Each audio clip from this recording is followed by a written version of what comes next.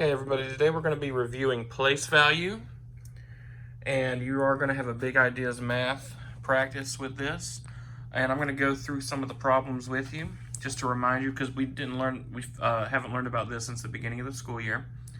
So number one on your assignment, they give you standard form. There's the standard form right there. All you got to do is choose the word form, and then whichever one of these it is, then you got to choose the expanded form. Okay, pretty easy. So I'm going to let you guys do that one on your own. Number two says compare. Now we haven't done that in a long time. Remember, it's going to be greater than, less than, or equal to. Okay, so once I find my marker, here we go. I'm going to actually do number two with you. Let's see, we have 8,046. And I want you to look at how I'm writing this. The other number is 8,460. Remember, we write them one on top of the other when we're comparing. And the reason for that is we're going to go place value by place value until we stop and we notice that one place value is bigger than the other. For example, in the thousands place, we have 2 8s, so that doesn't help us, so I'm going to cross them out. And we're going to go to the next door to the hundreds place. Obviously, 4 is greater than 0, which means that this number is greater. So what we're going to do is we're going to take our alligator mouth that will eat that number, and we're going to drag it all the way over there. Oops. Let me fix that. There we go. Okay?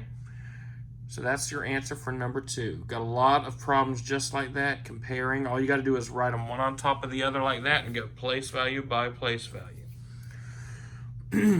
So take a look at number 5. We've actually done problems like this one recently. It says find the value of the expression. So all you need to remember is that we're going to move the decimal. We're going to move it to the left or the right, and we're going to figure out how many places we're going to move it. Remember, that's a multiplication symbol. So remember, multiply always means go to the right. Divide always means go to the left. So we're going to go to the right on this problem. That little 5 exponent, 10 to the 5th power, that means that we're going to go to the right 5 times. Okay?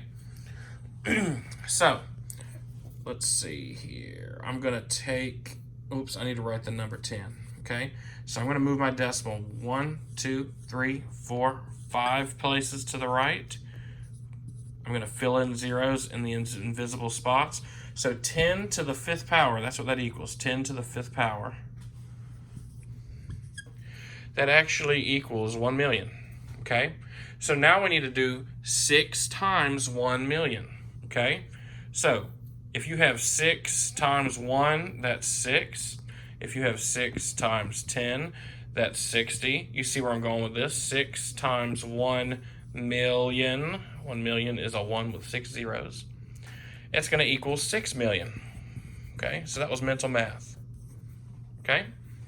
All right, so you have a couple problems just like that where you have to find out what the exponent is. Just move that decimal to the left or right, whatever number of spaces, and then you're going to multiply whatever that number is. For example, 10 to the 2nd power, we know that that's 100 because 10 times 10 is 100.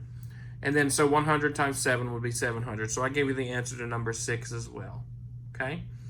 Got a couple more of those. We already did compare, so you got some more comparing problems. Let's see what else we got down here. It is 20 problems, by the way. Oh, number 14 is pretty weird. Look at that. So we have decimals, and that decimal is in word form. So we got 41 and 6/10. Okay? So that would be 41 and 6/10. The 6 would be in the 10th place. Okay? And that would be 41 thousandths. So make sure you line your decimals up for this kind of problem. That would be a 0 in the ones place, a 0 in the tens place, 4 and 1. Just by looking at this, you already know that that's bigger. Okay? That's 41 and some change. This one isn't even the number 1. So obviously for number 14, we're going to have to make that alligator mouth eat the 41 and 6/10, just like that. Okay? All right, let's keep going. There's another one just like that. Oh, here we go, rounding.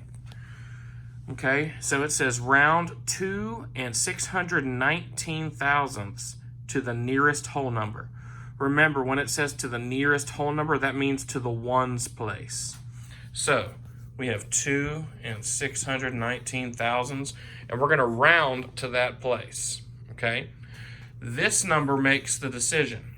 Remember, if it is 0, 1, 2, 3, or 4, then it's going to tell the number to stay the same. But if it's 5, 6, 7, 8, or 9, then he's going to tell that number to go up. So stay the same or go up. Well, that's a 6, so he's over here. He's going to tell that 2 to go up to a 3. And 3 would be your answer for number 17. Oh, sorry, number 16. So again, that 6 told that 2 to go up to a 3. Everything after that is left off. It could be 3.000, but we don't need that. Okay, so just 3. Let's do another one like that. Let's do number 17. It says round 7 and 825 thousandths to the nearest tenth. So before we do that, let's review exactly what our place values are. I'm just going to use zeros for now. So remember, that is the ones place. That's the whole number. Then we have tenths with a THS. Then we have hundredths with a THS. And then, of course, thousandths with a THS. I hope I can fit this all on there. Sorry about my handwriting. It's all squished. There we go. Thousandths. Let me rewrite that word. THOUSANDTHS. That's what that says right there. Okay? Thousandths. So, ones, tenths, hundredths, thousandths. So, number 17 says round 7 and 825 thousandths to the nearest tenth. So, we have 7 and 825 thousandths to the nearest tenth. This is the number we're going to be rounding to because it's in the tenths place. This number next door makes the decision. Let's see. 2 says to stay the same. So he's going to talk to that 8 and he's going to say, I like you the way you are, just stay the same.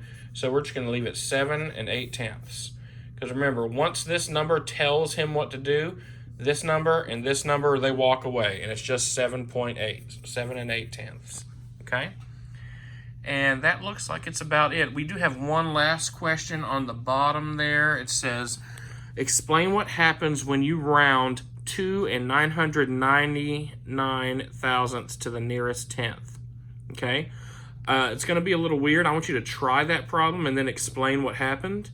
I'm not going to count this problem because it's more of an experimental kind of problem, but I want to see what you come up with if you try and round 2 and 999 thousandths to the nearest tenth, okay? And that's our place value review, okay? Tomorrow we're going to be reviewing Chapter 2 in our textbook. We're going to be doing that for the rest of this week and next week. We're going to be looking at all the different math chapters that we've done so far this school year and going back just to make sure that we remember how to do them all, okay? All right, that's it, guys. Thank you.